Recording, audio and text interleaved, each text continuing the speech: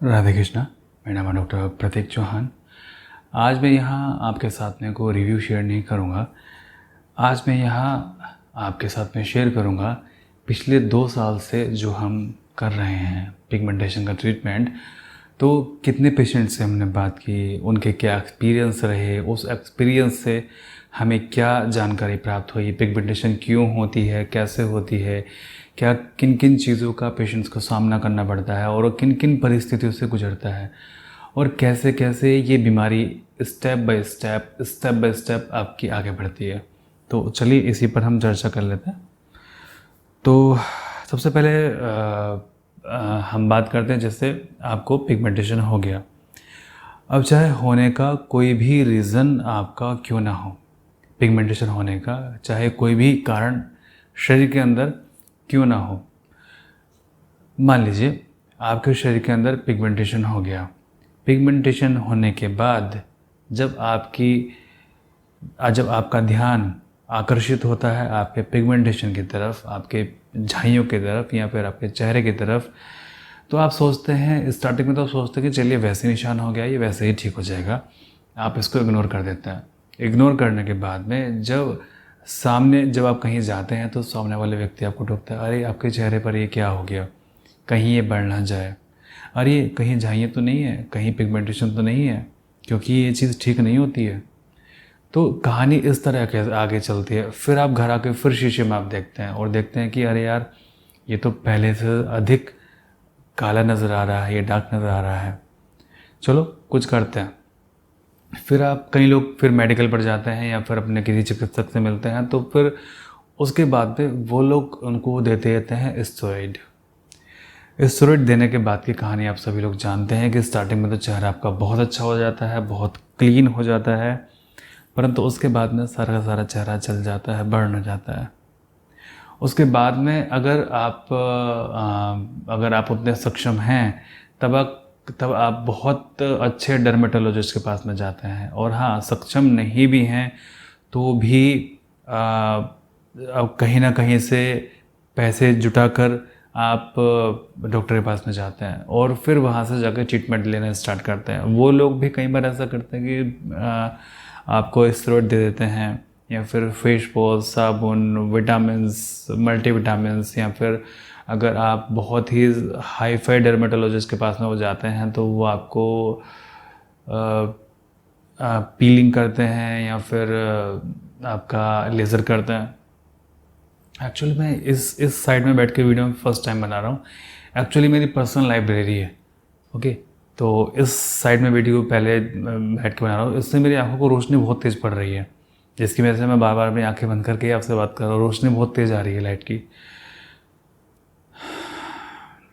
और दूसरा, ये वीडियो अपने फ़ोन से शूट कर रहा हूँ, मैं कैमरे से शूट नहीं कर रहा हूँ।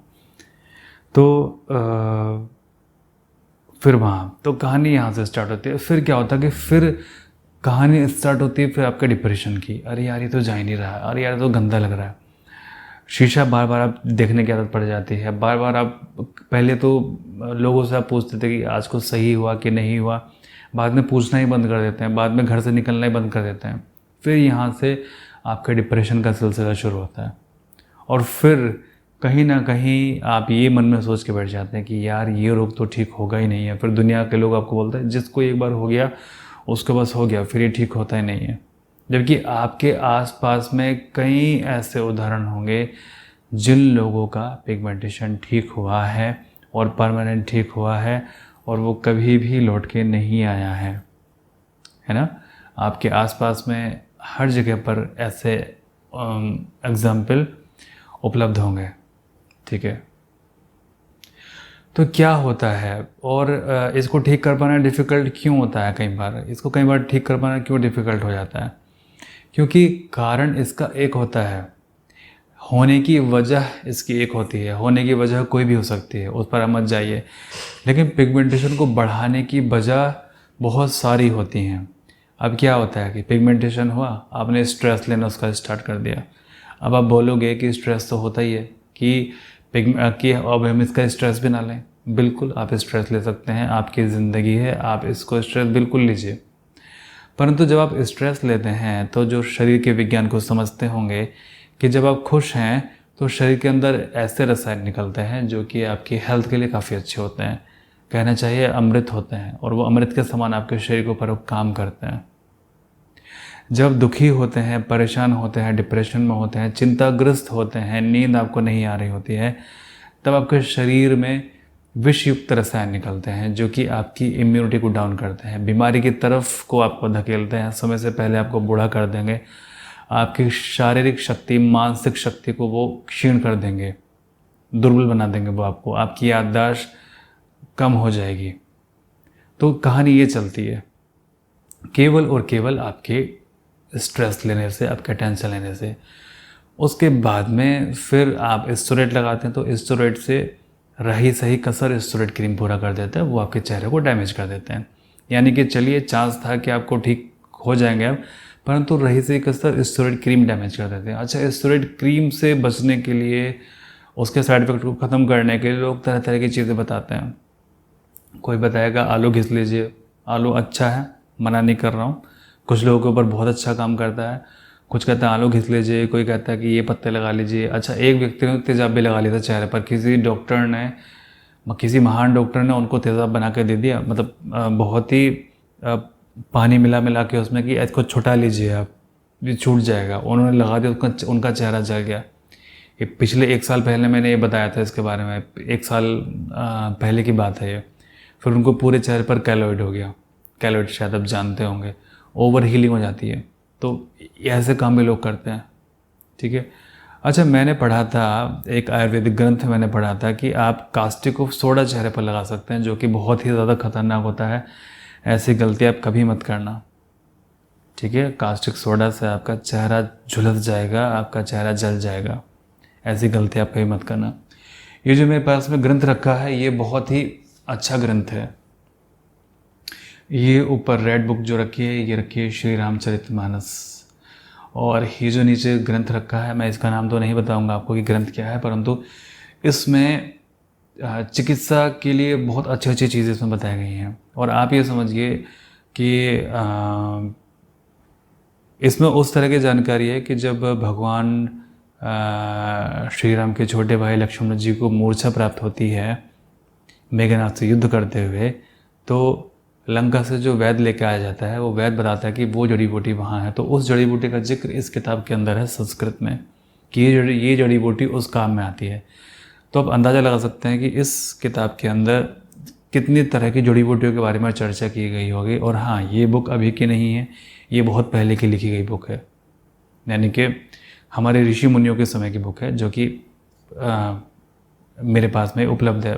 कई लोगों के पास में उपलब्ध होगी जो भी पढ़ने में जो भी रुचि रखते हैं। इसमें कई अच्छी अच्छी चीज़ें बताई गई हैं जो मैं आपके साथ में शेयर करूँगा। कई देसी चीज़ें इसमें बताई गई हैं जो कि घर पे आप यूज़ कर सकते हैं, उनके बारे में मैं आपको शेयर करूँगा। चलिए, वो तो अलग टॉपिक है। तो क्या होता है फिर आगे, मुश्किल क्यों हो जाता है इसको ठीक करना? तो आपने देखा कि कारण इसका जो भी था, कारण पे आप ध्यान नहीं देते हैं, आप सीधे इसका उल्टा सीधा काम करने स्टार्ट कर देते हैं, स्ट्रेस ले लेते हैं। स्ट्रेस लेने के बाद में फिर आप स्टेरॉइड लगा लेते हैं, फिर कुछ भी आप करते रहते हैं। अच्छा, शरीर से विषाक्त आपके रसायन निकलते रहते हैं जो कि आपकी इम्यूनिटी को डाउन कर देते हैं, आपके वात, पित्त और कफ को बिल्कुल पूरी तरीके से बैलेंस कर देते हैं।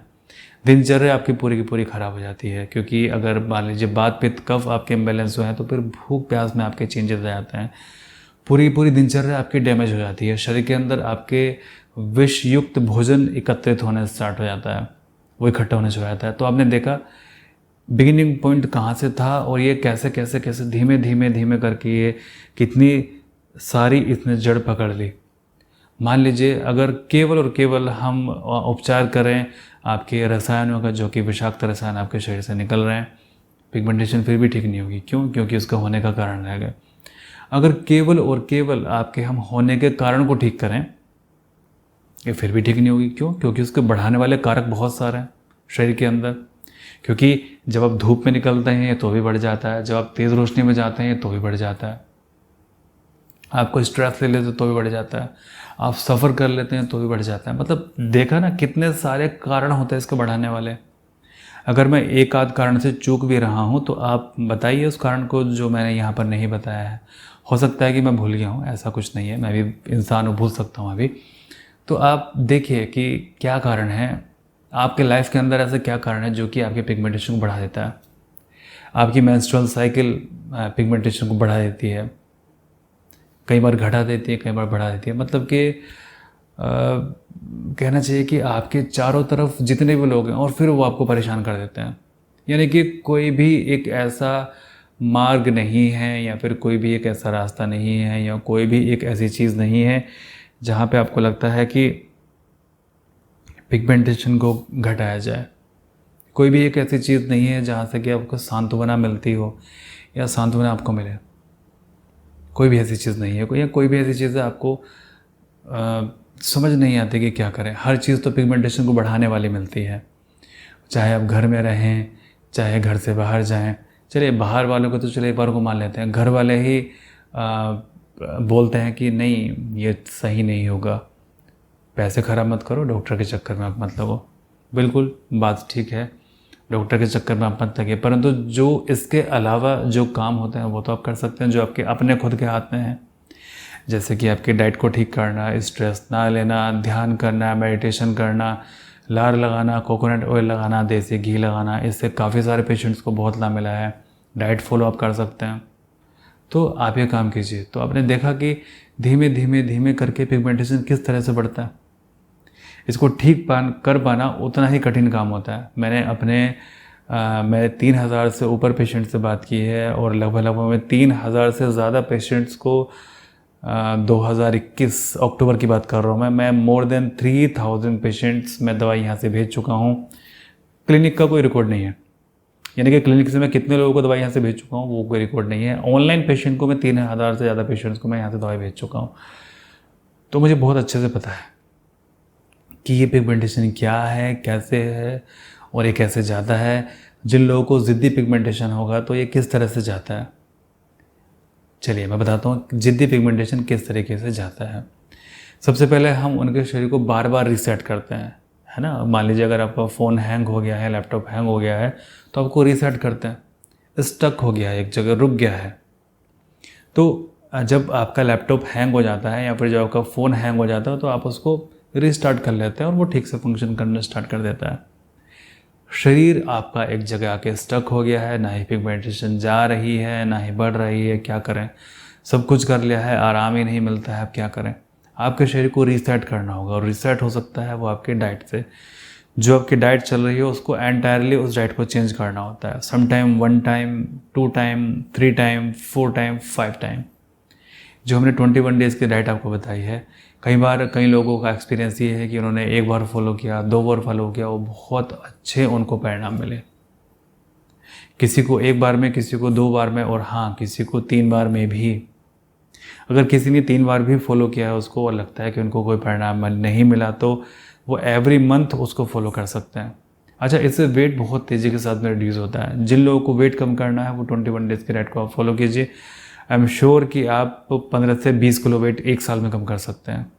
मेरा 13 kg वेट कम हो गया जबकि मैंने 21 डेज़ की डाइट नहीं की, उससे मिलती जुलती मैंने डाइट को फॉलो किया। क्योंकि जो पेशेंट को मैं बताता हूँ पहले मैं खुद ही करता हूँ उस चीज़ को। अभी क्या होता है 2021 में कई पेशेंट ने मुझे फोर्स किया कि डॉक्टर साहब अभी चलिए, आपका तो ठीक है कि अब आपने किट बना दी है और किट से काफ़ी लोगों को फ़ायदा मिल रहा है। अच्छा, अब कुछ ऐसी चीज़ बताइए या ऐसा कोई क्रीम हम लोगों को दीजिए ताकि हमारा अब ऊपर से भी हील हो। यानी कि अब वो संतुष्ट हैं रिजल्ट से जो भी उनको मिल रहे हैं कि चलो ठीक है, अब आपने फाइनली किट बना दी है हर कारण के लिए। वो चाहे स्ट्रेस हो, वो चाहे शरीर को डिटॉक्स करना हो, वो चाहे सूरज से बचाना हो, या फिर शरीर में न्यूट्रिशन की कमी हो, या फिर शरीर में बायोसोम्स की कमी हो, या फिर शरीर के अंदर कोई भी कमी हो, उसके लिए किट अवेलेबल हो चुकी है। स्किन के फंक्शन को नॉर्मल करेगी, ओपन पोर्स को वो ठीक कर रही है, पिगमेंटेशन को वो ठीक कर रही है, कलर टोन को आपके वो फेयर कर रही है, पिंपल्स के लिए वो वर्क कर रही है। चलिए ठीक है, अब कुछ आगे कुछ ऐसा दीजिए जिससे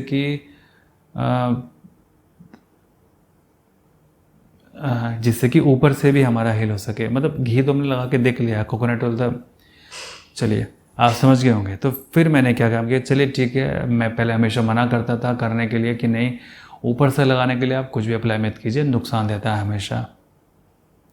मैं ये जानते हुए भी कि मेरी स्किन सेंसिटिव हैं या फिर मैं बचपन से मैंने आज तक चेहरे पर कुछ नहीं लगाया है। इवन लोग परफ्यूम लगाते हैं, मैंने आज तक भी कोई परफ्यूम नहीं लगाया है। कोई परफ्यूम अगर कोई लगा के भी आ जाता है परफ्यूम, तो मुझे उससे बहुत ज़्यादा इरिटेशन हो जाती है। तो मैं जो बाहर वेटिंग एरिया में जो असिस्टेंट हमारे बैठते हैं, मैं उनको बोल देता हूँ अगर कोई व्यक्ति यहाँ पर स्ट्रॉन्ग परफ्यूम लगा गया तो उसको बाहर वेटिंग एरिया में ही रोकिए, उसको क्लिनिक के अंदर मत आने दीजिए पेशेंट के साथ में। और यदि पेशेंट खुद लगा के आया है तो नेक्स्ट टाइम उसको वार्न कर देना कि नेक्स्ट टाइम वो लगा के ना आए।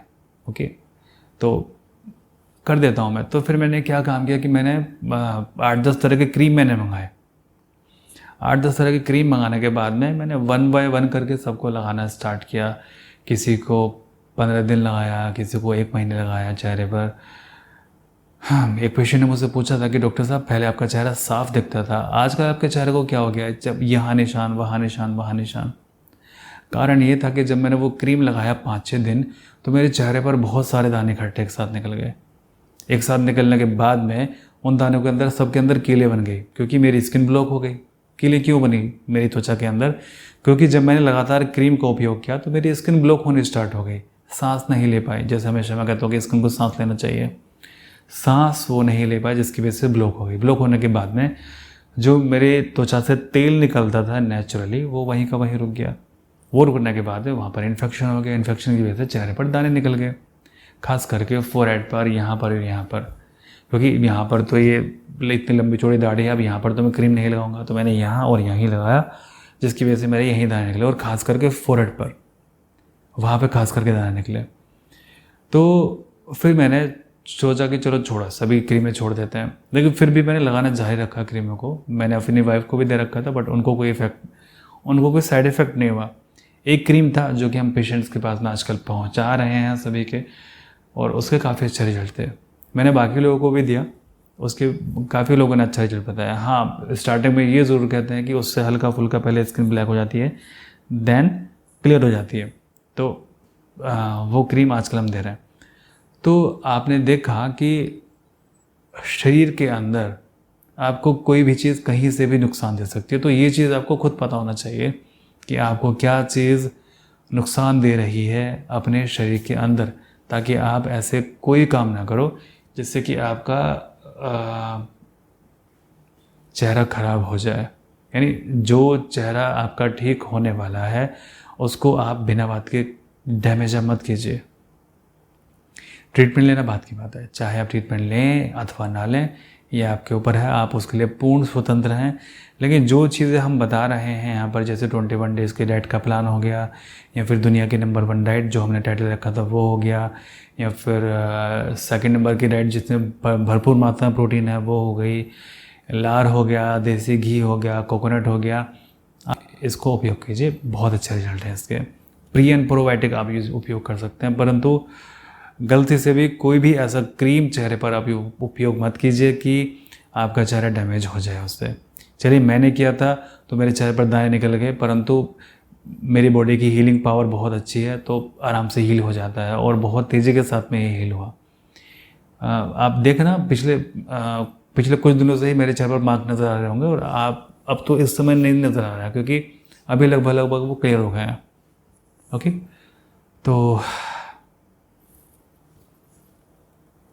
चलिए आगे मिलता हूँ मैं आपके नए रिव्यू के साथ में। अच्छा, कई पेशेंट मुझसे ये बोल रहे थे कि डॉक्टर साहब आप पिगमेंटेशन के ऊपर तो जानकारी देते हैं, परंतु पीसीओडी के ऊपर या फिर जो भी और महिलाओं को समस्या होती हैं, जैसे ल्यूकोरिया हो गया, ट्यूमर हो गया, फाइब्रोइड हो गया, इनफर्टिलिटी हो गई, या ब्रेस्ट के अंदर कोई समस्या हो गई, या तो इसके लिए भी कुछ अलग से आप वीडियोज़ बनाइए। तो फिर मैंने सोचा कि चलिए यहाँ इस चैनल पर मैं वीडियो क्या डालूँ, मैं अलग से एक चैनल बना देता हूँ जिस पर मैं वीडियोस डाला करूँगा इन सभी चीज़ों की, जैसे कि पीसीओडी हो गया, फाइब्रॉइड हो गया, महिला की कोई बीमारी हो, ल्यूकोरिया हो, या फिर कोई गुप्त रोग हो, या फिर स्तन का आकार बढ़ाना हो, या फिर किसी भी तरह का कोई भी मेल से रिलेटेड कोई भी टॉपिक हो, जैसे मान लीजिए स्पर्म काउंट कम है, या फिर इनफर्टिलिटी की समस्या है, या फिर सारी रिपोर्ट नॉर्मल है फिर भी कंसेप्शन नहीं हो पा रहा है, उस तरह की जानकारी मैं चैनल पर आपको उपलब्ध कराऊंगा।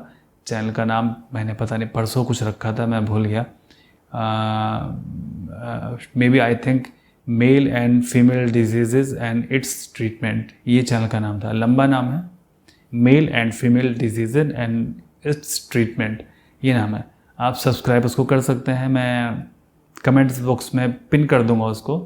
जब आप नीचे कमेंट बॉक्स जब आप पढ़ेंगे तो कमेंट बॉक्स में सबसे ऊपर वो पिन होगा, आप वहाँ पे जाइए, उसको आप सब्सक्राइब कर लीजिए। मे भी हो सकता है कि कोई आपके काम की जानकारी वहाँ पर मिल जाए, क्योंकि जानकारी तो मैं उपलब्ध कराता ही रहता हूँ आप सभी लोगों को। ओके, चलिए ठीक है, वीडियो काफ़ी लंबी हो गई है। परमात्मा सभी का भला करे।